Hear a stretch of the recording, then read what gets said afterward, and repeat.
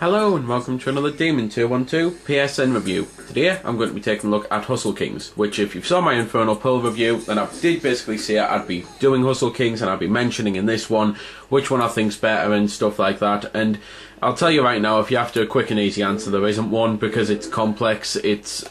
If you've got a Wii and you've played the Wii pool games, the two of them that's available, Midnight and I can't remember the other one, something like Cube, Billiards and Snooker or something, then it's the same thing as this. One's more zany but has a better control system, one's more realistic but has a slightly worse control system. This is the one that is a lot more realistic but I think has a slightly worse control system. So anyway, at the start there are a ton of things to do. You can view the extras, which the extras are just boring stuff like credits, and you can view the online EUL here. You've got my profile, which you make profiles up obviously. You can go to the Hustle Kings store, of which I'm assuming there's going to be DLC, because when you go into the Hustle Kings store, as well as having to accept an online user agreement and that, you've got the store for the money that you've raised in the main game on the left, and then it's got the PlayStation store at the right, which is currently empty. So methinks there's going to be a whole heap load of DLC. The store though just basically allows you to buy better queues and stuff like that. It's basics really.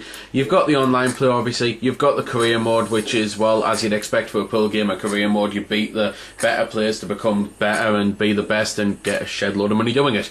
You've got the training mode, and then you've got the offline player.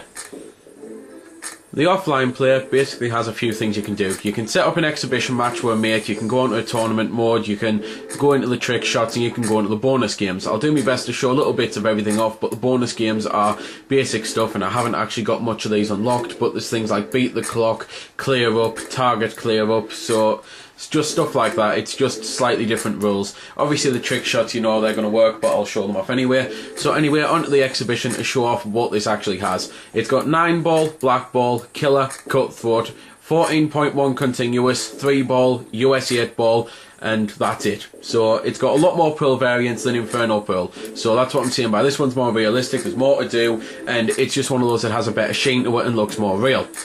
So you can then choose the frames difficulty, you can have the aiming line, long, none or short, you can set the timer between shots if you want to, you can choose certain bars to play in and stuff like that, you can choose ball sets, which obviously you have to get them as you go on as well, you can choose cloth colours, you can choose the table logo and just stuff like that. So anyway, let's go into an actual game.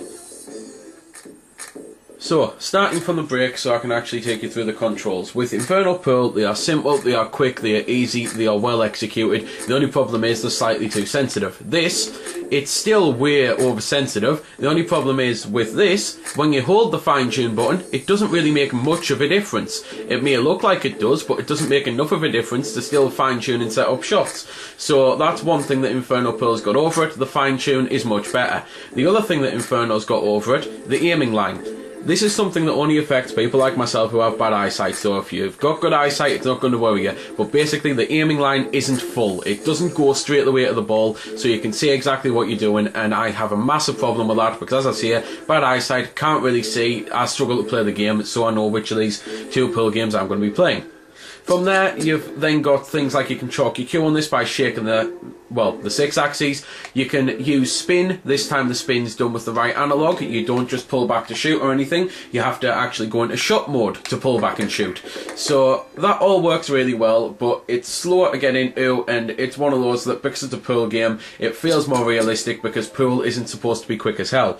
But as I say, the fact that it's got a smaller aiming line causes a massive problem for me, and the fact that you really have trouble setting up shots because of the sensitivity of the fine tune and that also makes even more of a problem, because you always seem to go far too much, because this is even when I'm holding the fine tune, and as you might notice, it's still jumping all over the place. But anyway, get rid of those aside and you've got a really good pool game. I personally think Infernal's probably the better one to go for if, as I say, you got bad eyesight and stuff like that, and it's more of a fun game. But if you're after a more realistic game with a load of pool variants, this is unbeatable on the PSN so far. It's fantastic.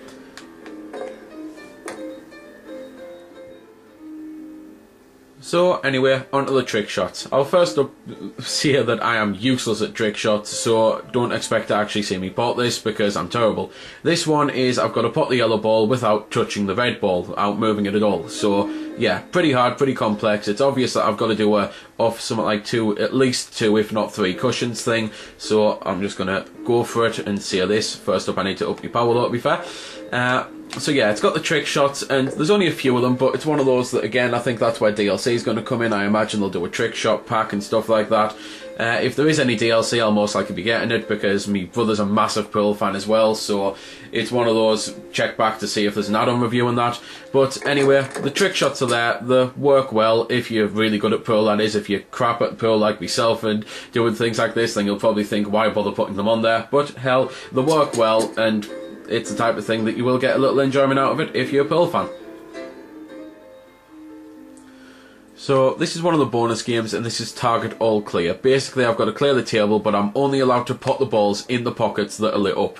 So that's basically that then. It's one of the bonus games, as I say, the similar to the trick shots. If you like Pearl and you're good at Pearl, you'll probably enjoy them. If not, and you just want to play the game with mates, then it's got all the options to play the game with mates, and it works really well as a Pearl game like that. And yeah, back to basically what I said at the start of the review.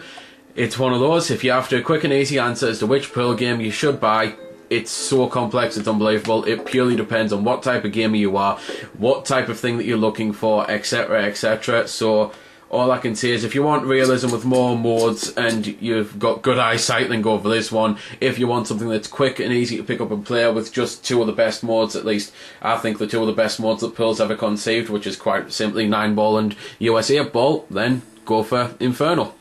There is music on the game, I will quickly mention that before leaving, but it's just your usual type of slow jazz and stuff like that, so it's not the type of thing that a lot of people are going to like, and it's, I doubt, the type of thing that anyone will really be interested in listening to now, let alone when they get the game. So yeah, that's about everything there is to say then. So there we go then, that's been the review. I hope you've enjoyed it, or at least found it helpful. You might have noticed I didn't score the game. Well, that's because it's a matter of personal opinion, and yours may very well differ from my own. I'm just here to show you a bit about the game. If you like it or not, well, that's up to you.